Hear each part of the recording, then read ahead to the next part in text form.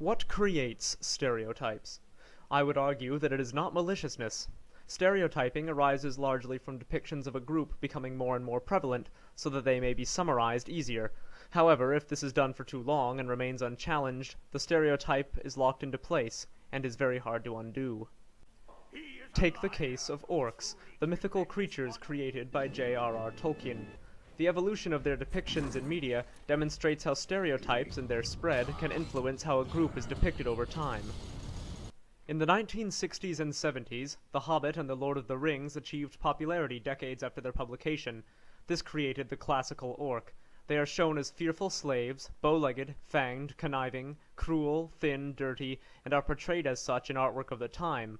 Alan Lee and John Howe created artwork which inspired future depictions. In 1974, TSR published Dungeons & Dragons, and orcs were featured as an enemy, still maintaining the classical depiction.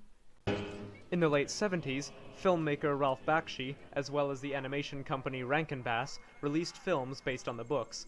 The depictions of the orcs varied somewhat from the original. The Lord of the Lashes, nay, nay, nay. We're gonna march all day, all day, all day. But on the whole still portrayed them as conniving, dirty, and fearful.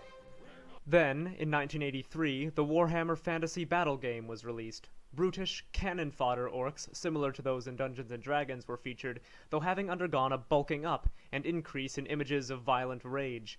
This would be maintained in 1987 when Warhammer 40,000 was released.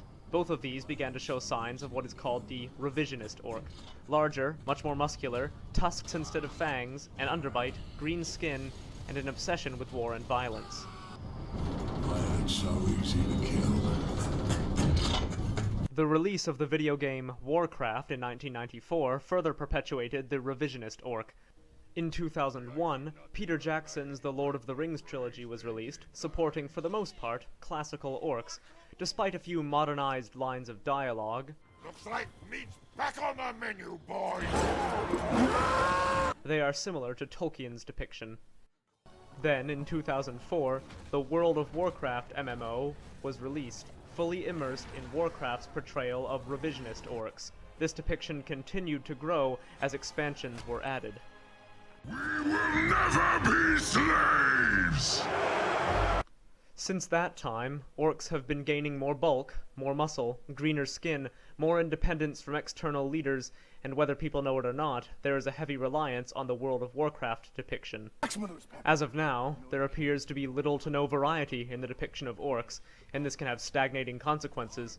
As more and more people continue to depict them as tall, bulky, tusked, green-skinned, and noble, it will be harder and harder to escape the pitfall of sameness, and soon no one will be able to think of an orc without thinking of that stereotype.